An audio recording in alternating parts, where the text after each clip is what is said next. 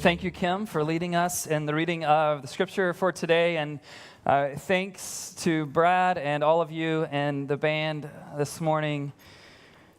I don't know about you, but I'm so grateful for these guys who lead us and allow me and lead us in, right? Yeah. Some of you think they're just magic and they show up and that just happens starting at 9:30 and 11 o'clock. These guys put in a lot of time to lead us. And I know for me this morning, just none of us get to have our favorite song every week, right? So don't email us about that. But I hope there are songs that you're in here, even if you can't sing it, you don't want to. Like this, something resonates with you in those songs. I know for me this morning, Shauna and I sat in this room and in the last space that Epic had as we were anticipating one day, hopefully, having our daughter home. And there were songs that spoke to us, really songs of hope and songs about God being able to do anything. And now we know this girl, and we know at least some things about her, what she's like. And for me this morning, it was this powerful thing of like, man, God, I need you to do this because I need you to break some chains. I know what those chains are. I need you to restore what was taken. And so I hope, and you see this in David's psalm, I hope that we have this approach with God where we just can tell him what's on our hearts. Like, God, I just need this to happen. And I dare say if you haven't entered into a relationship with God like that, you're missing out on so much. So much. And so what we want to do in our times of worship is just be able to express to God, God, you are great, and yet there's some things that are not great in me. There are some things that are not great in our city. There are some things that are not great in the world, and we need you to show up, and we need you to do something about it. And you'll see that with David's psalm this morning. I'm glad that you're here. We are in this is our God series, and we've been in it from June, and it will continue through the end of this month. It's a privilege for myself and Will Maraza, our family pastor, to be able to share the teaching load this summer. He and I both say to each other every week, man, it is a stretch to preach from the Psalms, but we're going to do it anyway. And you're like, Ben, no, you probably are just repeating messages. Nope, we are not repeating messages. We are learning and trying to put the time in. And I hope today from Psalm 13, there'll be some things that resonate with you and make sense to some of the experiences that you've had in your life. If you're new to Epic Church, welcome. We love that you're here. We love what God has done in the last 4.5 years or so since we've been here. But have you ever been in a situation and in that moment, it seemed like the thing you were in was going to last forever and not in a good way? Yeah, have you ever been there? 2 Saturday nights ago, July 4th, I braced myself. You know, when you're a pastor, you typically look for where do the holidays fall related to Sunday, right? Like, are there any late night things happening on Saturday during this calendar year? And you sort of brace yourself for it. And so July 4th, Saturday, and I'm bracing myself. I'm like, Ben, you know, there's going to be loud fireworks until midnight, then a few minutes after midnight, because some people don't understand when to set their clocks or they miss out. But after that, I'll be able to rest and go to sleep. And it just kept going last week. Anybody else experience that? Anybody the culprit of that? Anybody the reason? I mean, I don't have any tomatoes, but we would love just to, what's that about? And it's amazing to me, too, on a night when they're outlawed in the city, right? But we know the city has other illegal things that are perfectly okay, so I guess fireworks falls in that category. But I thought it was going to last forever. Like, what in the world? I cannot go to sleep. At least I'll have a good excuse for my sermon being terrible tomorrow morning. I need some help. Have you ever been in a work meeting that seemed like it would never end? And 10 minutes into the 8-hour all-day or off-site meeting, you realize there's no reason for you to be at the meeting? Have you ever been in a meeting that you thought would never end, but you called that meeting? Anybody else? Like, what was I thinking? Why did I tell the team to set aside the entire day when I don't even have anything to say? You ever been on an overseas flight that you thought would never end? Like, even though you had the screen and it said time of origin, time to destination. So when we brought Kavita home, obviously we couldn't get there. You know, we weren't going to be on a boat or anything. So when we came back from India, we were on a flight. And she had flown one time while we were in the country of India. And it was just a 1 hour, 20-minute flight from Ahmedabad, the city she lived in, to Delhi, where we had to spend a bulk of our time. But then when it was time to come home, we flew 3.5 hours to Dubai. And then anybody been on the Dubai flight, by the way? Emirates, we had a 15-hour, 50-minute flight from Dubai home. And remember, she's never been to America. She's never left the orphanage over the last 4 years. And so I'm thinking that she's thinking this is America. Like, this airplane is America. This is my family. You know what I'm saying? Like, because you're just there forever and ever and ever. And she's like, I know I've seen pictures of these other 3 little boys, but maybe they're in the first class, and I didn't get the first class. You know, like, this is life. Like, this is America. You know, there are movies, which is great. There's food. They just feed us on here. I sleep on here. This is what it means to be adopted into this American family. But you're on those flights, and it seems like that they'll never end. Anybody ever been on a bad first date that you thought would never end? They're just terrible. And you're just like, this thing has to end, and you've not even sat down. The appetizer hasn't even been served yet, and you're like, this is the worst thing ever. Girls, I need to know your approach. I didn't ask this at 9:30, but I thought 11 o'clock crowd would be more awake. If it's a terribly bad date, but at a great restaurant, do you fake the headache before the entree, after the entree? After the dessert, what is it? When do you like, no, I just need to know, like, I wait till my gifts have been given, till he's paid for the dinner, and then I'm like, dude, I got to go. I'm not into that movie. I don't care about missing out. I've got to go. There are those things in life that seem like they will absolutely never end, but all of those examples I just mentioned, while it seems like they'll never end, we know deep down that they will end, right? I knew that July 4th would eventually become July 5th, right? The sun was going to come up. You knew that the off-site work meeting would finally wrap up, and you would get back home and be like, what was I thinking? On the overseas trip, I do love, you guys are watching movies, I'm just sort of fascinated by the fact that, hey, we left here, we're headed here, and I need to know what is the time until destination. It seems like forever, but it's going to end. And then even that terrible, bad first date eventually was over for all of us. But David begins this psalm by honestly saying, I have no clue when this current situation is going to end. And these are the worst kind of times in life, right? When you're in the midst of whatever it might be, even before we get to this idea for today from the scriptures, when you're in something and it's not good and you just have no idea, like you really don't know when it's going to end. That's how David begins this psalm. And the experience that David is having is what we're going to refer to for the rest of our time today as divine absence. Divine absence. That's the title of the talk for this morning, divine absence. What David is laying out here is an experience with the absence of God. You know, it's one thing to long for something that you've never had before, but it's a whole different thing to ache for something that you once had but no longer enjoy. Does that make sense? Like I can long for $1 million. Anybody? But I don't know what it's like to ache for having lost $1 million. And some people are like, oh, Ben, it's better to have never had than to haven't. No, listen. But if I had $1 million before, and in some bad scheme, that $1 million got taken from me, I would ache for $1 million in a very different way that I long for. Does that make sense? So what David's doing in this divine absence psalm is he is aching for something that he once enjoyed. He's wanting to experience again something that used to be sweet and beautiful and precious to him, and he no longer can find the experience that he became familiar with.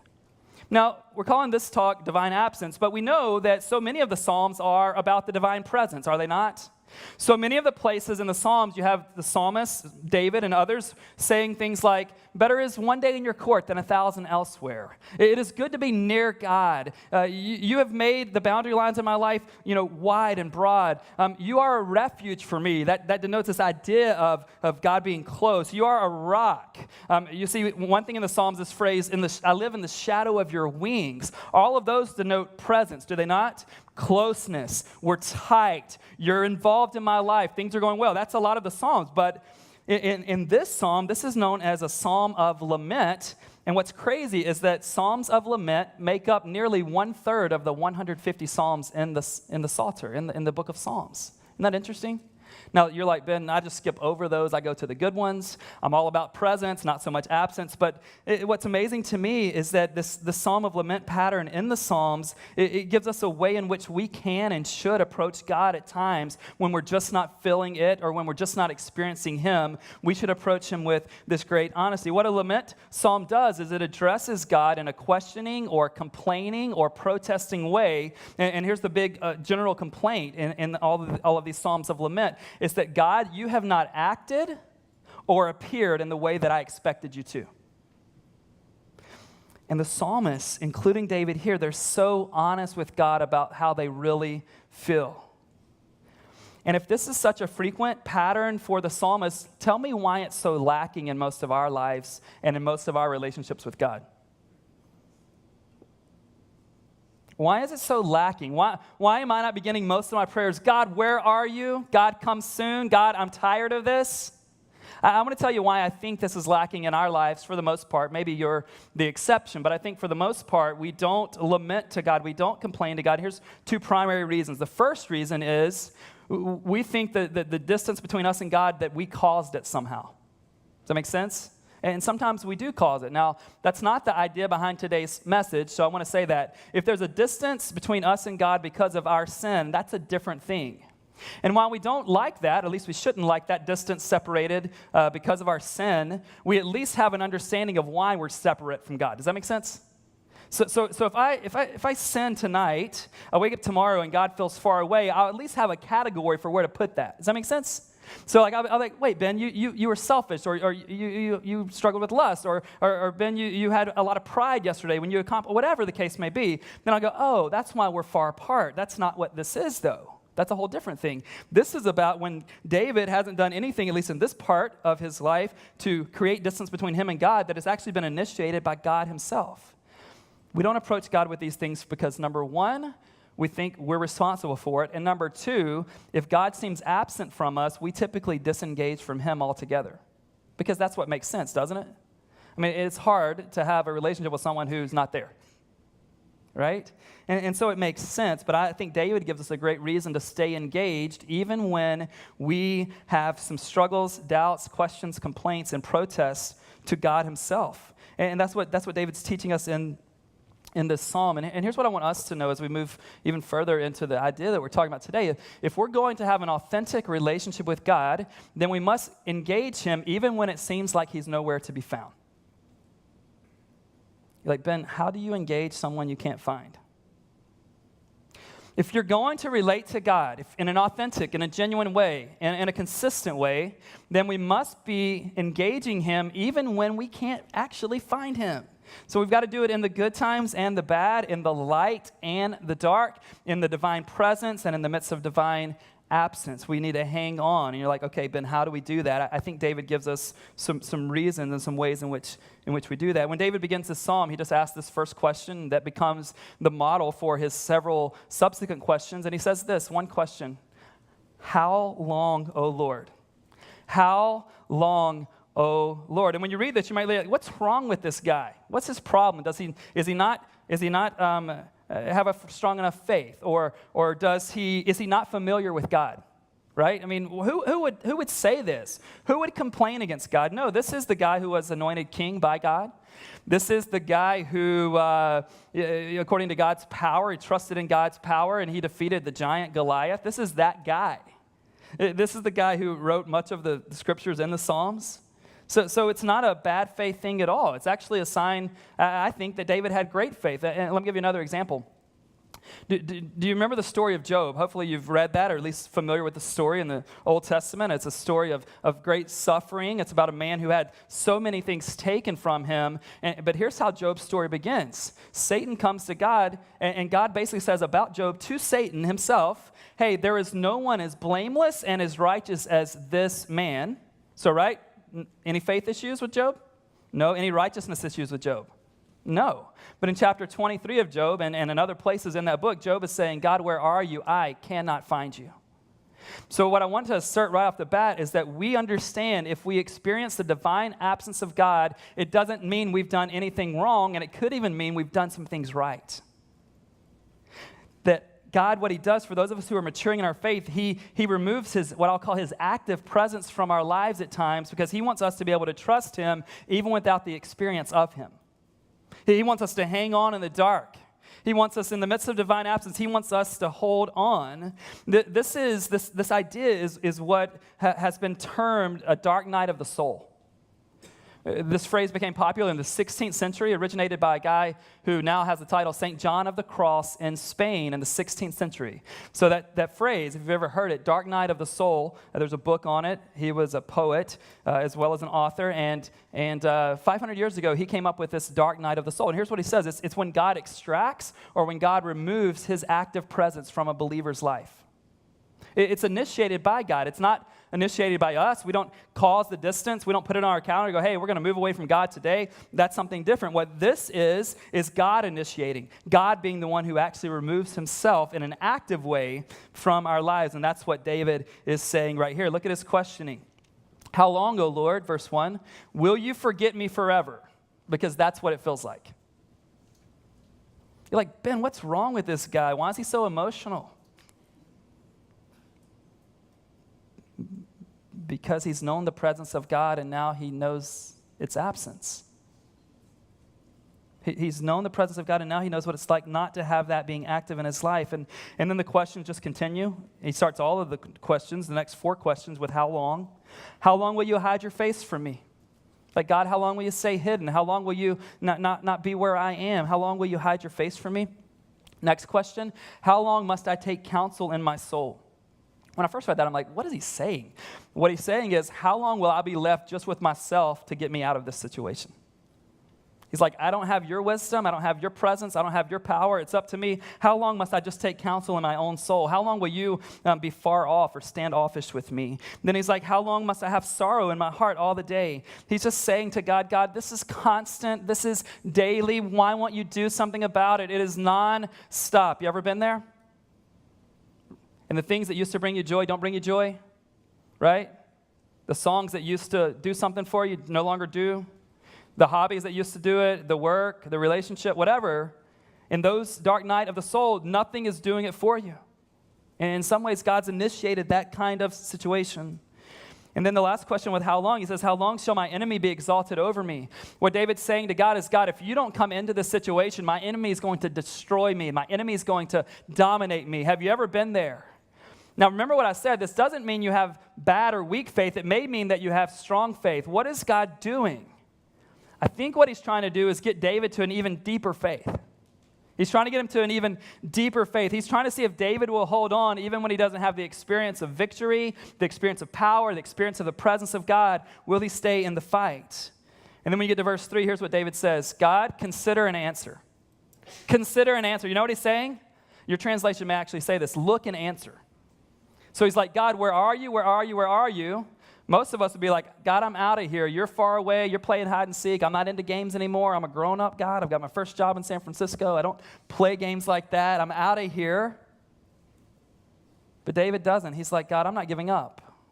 He says, consider and do something. Look and act. Take interest in me. Consider and answer me. He's saying to God, I need your help. I need you to get involved. I need you to do something for me. Have you ever been there? He's like, God, you can't stay far away. I will die without you. Look at the end of verse 3. Light up my eyes lest I sleep the sleep of death. He's like, God, if you don't intervene, I'm dead. Anybody ever been there? Verse 4, lest my enemies say I have prevailed over him. Lest my foes rejoice because I am shaken. He's saying, God, if you don't show up, I'm dead. If you don't show up, my enemy is going to destroy me. If you don't show up, I am hopeless. I think that God wanted to bring David and wants to at times bring us to a place of desperation. When we began telling people in the Bay Area that we were going to start a church in this area in San Francisco, one of the things that someone told me, I'll never forget this, he said, you're going to have a hard time doing that because people there are so insulated from any real need. It's like, what do you mean? He's like, well, they have education that can get them any job. Because of the jobs they can get, it affords them, for the most part, a salary that allows them to not really be needy in any shape or form. But I think what God does, no matter how much money we have, when he removes something that we can't buy ourselves out of, or we can't learn ourselves out of, or we can't even therapy ourselves out of, I think what he's doing with David and what he likes to do with us is bring us to a place of desperation so we realize that if God doesn't show up, we are hopeless. One of the things I've seen go away from my own life lately, and I'll tell you how I've seen this. I've got a number of friends that are starting churches, and my response to them right now is like, man, I'm so glad I did that once, but I don't plan on doing it again. But there is something in their lives right now that I'm jealous of. You know what it is? They're at a place where they are desperate for God. Now, I'm not jealous of the fact that, hey, there's 14 of them, and they don't know how this thing's going to go. I'm glad to have a little stability, right? But what I miss out on, because we have some stability here, right? And so I'm asking God, put me in other situations. Like, I don't always pray this, but I'm like, God, when's halftime? You know, like, we just did this India thing. We did this church planning thing. Sending my oldest to middle school this fall. There is no halftime. But I'm asking God to put us as a church, to put me as a man and a husband and a father and a family, to put us in a place where we're desperate for him to do something. Why? Because when we're not desperate, we don't engage him at this heart level. Most of us shy away from moments or experiences where if God doesn't act, we're hopeless. What we love to do is talk a big game of faith, but put borders up in our life so that we don't have to actually have real faith. Anybody about the preacher? We love to talk about, I started this company from scratch. I didn't know if it was going to happen. Of course, you had $10 billion in funding. I mean, you know. We love to talk the big game, but living it is something different. And David's going like, I'm just so desperate. I'm just so desperate. And one thing I think that's true for most of us in the room, if not all of us, is that we have a hard time questioning God and simultaneously trusting him, right? So for those of us in the room who at least feel open to questioning God, we feel like in that mode, in that season, we can't trust him at the same time. And those of us who choose to trust God, we feel like, because I trust him, I can never ask questions of him. Does that make sense? Mostly every one of us in this room are on one or two of those sides. You're the questioner but no trust, or you're the trusting one but you're unwilling to question God. And David gives us this beautiful, almost shocking response of being able to question God and trust him. Look at what happens with verses 5 and 6. Does anybody feel like this must have come from a different chapter? 1 through 4, he's like, this is the worst. It's over. How long? You're hiding. My enemies are killing me. I'm sleeping the sleep of death. Just trying to be dramatic, God. Get to verse 5. But I've trusted in your steadfast love. David, bro, you were just telling us that you had no clue if he loved you. What's happened? David's beginning, I think, to recount the character of God and to remember his previous experiences with the goodness of God.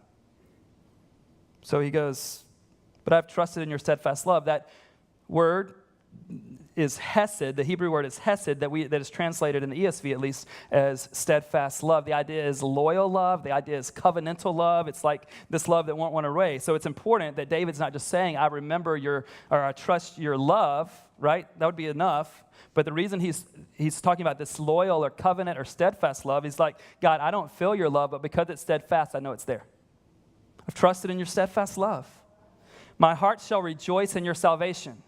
Earlier, he was like, I don't know when I'm going to be delivered. Now he's going, I know it's coming. I remember the character of God. He is a savior. He will save me. He will rescue. He will deliver. Verse 6, who likes to sing when they're feeling like verses 1 through 4? I mean, I'm not even singing in the shower or alone in my car when I'm feeling verses 1 through 4. Anybody else? I might be screaming at God. He's like, no, I'm going to sing. I will sing. I'm going to sing. In the future, I'm going to sing. Here's why. The end of verse 6, because he has dealt bountifully with me. Now there's a huge lesson that I didn't even pick up in this week of studying. It just came to me at the 9:30 service. I pray it's from God. If not, forgive me. In verse 6, there's a huge lesson I think we can learn. And here it is. Don't focus all of our energy and attention on the present. I wish I could say I thought about this for days, but no. Just an hour and a half. Don't focus all of your energy in the midst of the divine absence, in the midst of the dark night of the soul. Don't focus all of your energy with what's true today. What does David do in verse 6? He doesn't give us anything about the present, does he? 1 through 4, here's my situation. Verse 6, I will do something because God has done something. Don't miss it, guys. I'm not going to command everyone in this room keep a journal, but one of the best things to help us in these moments is remembering and recording what God has done before. One of the best things for you. I'm not asking you to be one of the best things to do is just to be able to remember what God has done. In the good times, it's good too. Remember that it hasn't always been that good. In the bad times, remember it hasn't always been that bad. You've seen him. And so David learns from the character of God and his previous experience with God's goodness that this is going to be different. I will sing to the Lord because he has dealt bountifully with me. You need to recall that. I want to encourage you. One thing Shauna and I do, this is going to sound really girly, guys, but just know that I've got a lot of muscles under this dress shirt. Just trying to keep everybody honest in here. Shauna and I, we have this, it's called One Line a Day. It's a journal it's 5 years worth, and it's basically, it has a page is just a date, and then we're able to record what happened that day. Sometimes it's just really minuscule stuff, but record what happened that day. And so every day when we write back in it, now I'm in my 3rd year, I think she's in year 4, it's just great to see what happened. This past week, July 10th, just 1 year ago, we woke up that morning hearing that our adoption case had been denied 3 more times. You know, when getting told no once isn't enough, but it had been denied 3 more times. We went to sleep that night with our landlord emailing us, not brave enough to call, telling us that they were selling our home after telling us they wouldn't. God has provided a home, and God and this daughter who was denied is now sleeping in that home. It's good to remember. You need to have ways to remember. Your memory is not as good as you think it is. All the information's flowing in it day after day. You need to have some system where you can remember, and that's what David's doing. I don't know if he has a journal or what, but he's recalling what God has done. I've trusted. I know who you are. I know what you will do. I know what's ultimately going to happen. And what you see in this psalm, I think, is a great example of what is great and awesome and honest praying. There are 2 things the way I see it. When you look at prayers or praying, you can find probably 1 million books about praying. So there are ways you pray that are helpful. Some of you pray in the morning, some of you at night. Some of you don't pray till it's the end of the quarter and you hadn't hit your quota. I mean, whatever it is that leads you to pray, we all pray in different ways. But I think there are 2 core actions that are part of every prayer that you see in the scriptures that is this model. And here are the 2 core actions. The first one is expression. That's what David's doing in 1 through 4, is he not? God, I need you. Where are you? I don't feel you. You're far away. Have you forgotten me? Why are you hiding? Come and answer me. Expression. But the second core action is surrender. You see this with Jesus in the garden, do you not? Take this cup from me, but if not, your will be done, not mine. You need to engage God. Express yourself. God, here's what I want. Here's what I need you to do. But stay there long enough to surrender. Express, surrender. Express, surrender. I think that's part of all great praying. And it can be more than that, but I think at its core, that's what prayer should be. We express to God, and then we say, hey, but whatever you want to do, that's what David's doing. God, I wish you were here. How long, how long, how long, how long, how long? But at the end of the day, I'm going to trust you. I'm going to stay in the fight.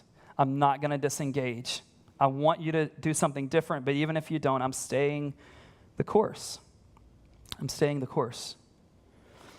There are some lessons from this psalm. I just want to highlight a few of those and then talk about some practical help. Here are 4 lessons, I think, at least from this psalm that we get. The first one is that God is not offended by our questions.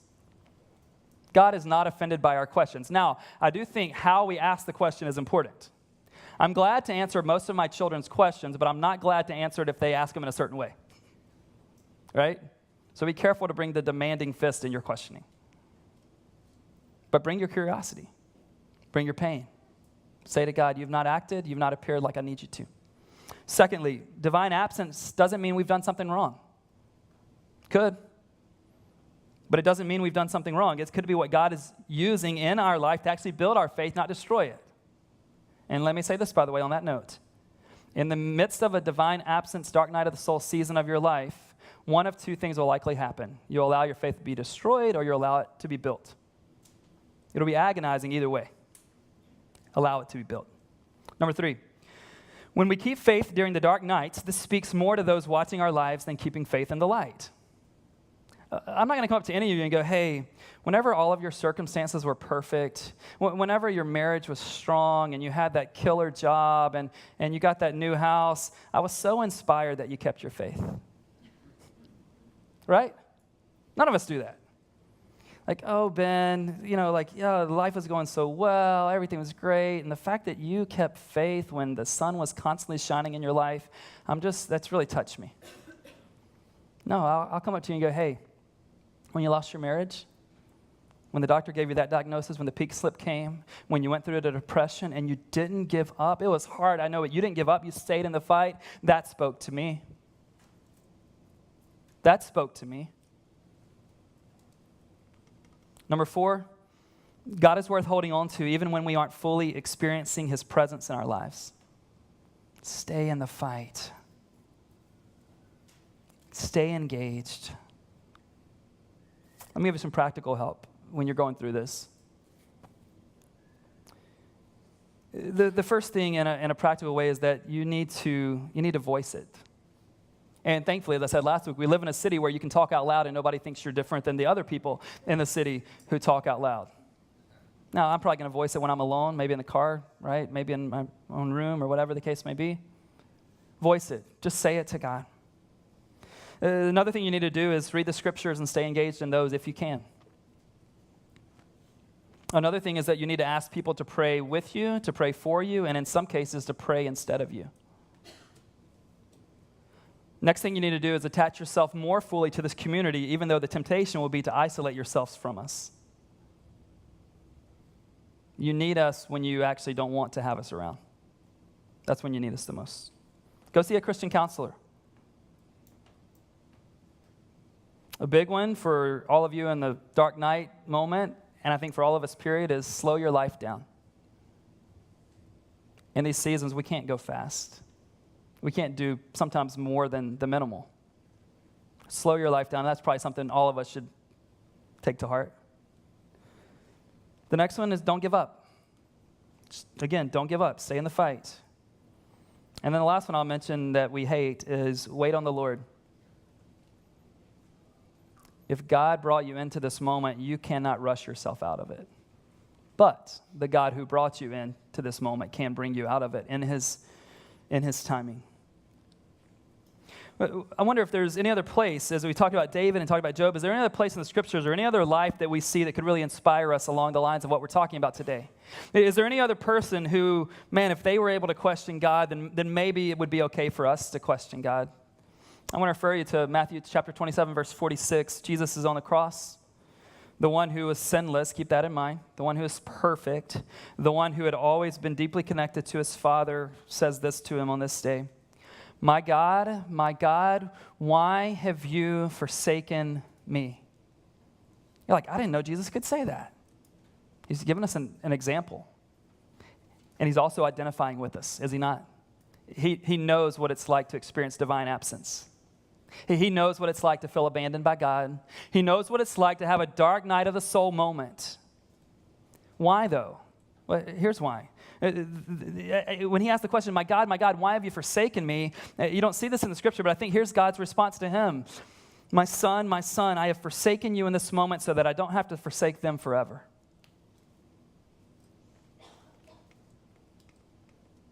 That moment of divine abandonment, divine absence, allows you and I to have divine presence for eternity. Some of you may have sat through this entire talk and you're like, Ben, I hope this helps somebody, but I just have never experienced this. I don't really even know what you're talking about. Let me give you a possibility that I think really could be possible for many of you in this room if you've never felt the weight of this divine absence. It has to do with what we said before, that it's one thing to long for something that we've never had. It's another thing to ache for something that we once had but have no longer. And the reason some of you have never had to struggle with the divine absence is because you've never experienced the abundance of divine presence. And so it doesn't sting when he's away because you never knew the joy. You don't ache for what you once had because you haven't had. So I want to offer 3 different kind of invitation responses this morning. For every one of us in this room, I think we fit into one of the 3 categories. The first is if you've never experienced the divine absence, it could be because you've never experienced divine presence, and that's where I want you to start. Would you be willing to open up yourself to God and his presence and just say, God, make yourself real to me? I want to know, I want to experience, I want to see, I want to hear. That'd be one kind of response. Secondly, if you're in a dark night of the soul season in your life, I want to encourage you to be honest with your questioning and complaining and protesting to God. Express yourself, but stay there long enough to surrender yourself. God, this is terrible. I hate it, but I'm not letting go. I'm staying in the fight. And 3, for the person in the room who's like, Ben, my faith is awesome. God's so close. You're like, I can't get away from him. He's just everywhere. You might think there's no response for you, but let me give you this. Root yourself in these good moments, in good seasons. Root yourself in the truth of who God is so that that is still there deep down when the experience of that goes away. I think every one of us in this room, one of those three things we need to do. If you've never experienced the presence of God, open yourself to him. If you're in the dark night of the soul kind of season, that divine absence, be honest before him, but express and then surrender. And then for those of us who would say, you know what, things are really good in this category of my life. God seems close. His presence and power are daily in my life. Root yourself further into that. What we tend to do is have great experiences and we hang on to experiences. But one day, experiences go away. And so then you need to ask yourself, do I have the kind of deep-rooted truth of who God is so that when I don't feel him and I don't see him and it seems like he's hidden and I can't hear him, do I have something else to hold on to? I pray this encourages you today. It's been a great week of study for me, and wherever you're at in this journey, there's a place for you, but not if you refuse to engage. Let's pray. God, I do thank you for your word. I thank you for what you've taught me even over the last 30 minutes. God, I thank you for what you've shown this church. God, all of us want to be at a place where life is awesome and where you are near. We sense your power and your presence. But God, that's not our reality. It wasn't David's reality all the time. It wasn't Job's reality all the time. It wasn't even your son Jesus' reality all of the time. God, I pray that you would free people in this room who feel guilty in these moments, even though they've done nothing to cause them. God, I pray that you would help those of us in this room re-engage who have disengaged because you were far off. God, I pray for every one of us in this room that we would express what the reality is and yet surrender to your reality. God, I pray you use these words to open some hearts in this room to your presence for the first time ever. God, I pray in this season for us as a church that we would rejoice with each other when it's time to rejoice, and we would mourn with each other when it's time to mourn. God, whatever we're in the midst of, we still believe as your people that the best is ahead. And we're going to hang on. In Jesus' name, amen. Let's stand up and declare what many of you feel is true and some of you don't yet feel that it's true.